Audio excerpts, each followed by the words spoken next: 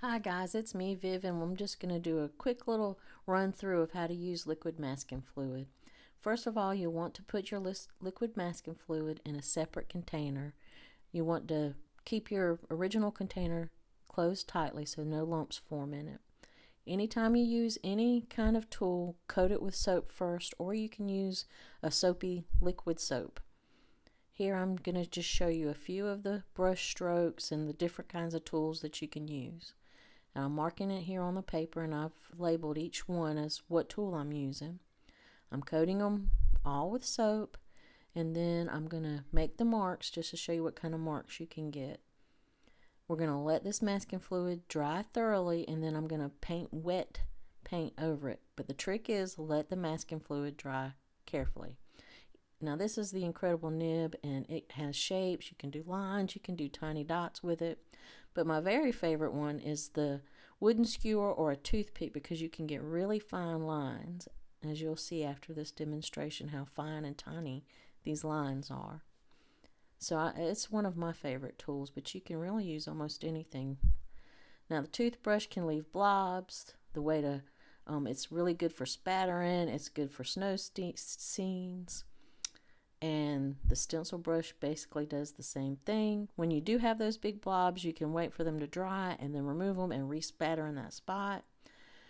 And then the cotton swab was the last. I don't really use the cotton swab that much. Now these have dried, I'm taking watercolor and just painting over it. The liquid masking leaves a seal on the paper. It's kind of like a skin over top of the paper, and it keeps the paper from being painted. So it's really a good way to preserve your whites. Or you can even paint it over another color, a color that you want to preserve, and let it dry and then paint over that. And once you remove the masking fluid, you'll have the color underneath. So it's really versatile. You can find out more information on my blog post. I did a more detailed blog post about it. You might want to try there at vivsart.com.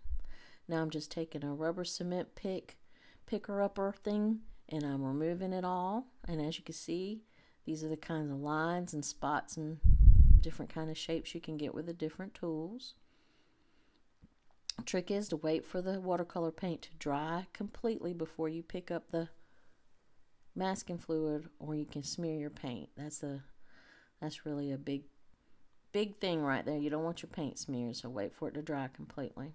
I'm going to show you how I do it on this little quick demonstration. I'm using a fine line applicator, just putting liquid masking fluid where I want it. I've already let it dry here. Now I'm painting around over it and around it, the two little dots, which are going to be the highlights of the bird's eye and also on the beak. I'm just doing a quick little demonstration just to give you an idea of what it looks like once it's painted and removed, how you can have your highlights. What a good purpose it is to use liquid masking fluid. See, here I finished. There are my little highlights where I put the masking fluid. So check more out on my blog at vivsart.com. Thanks for watching. Bye.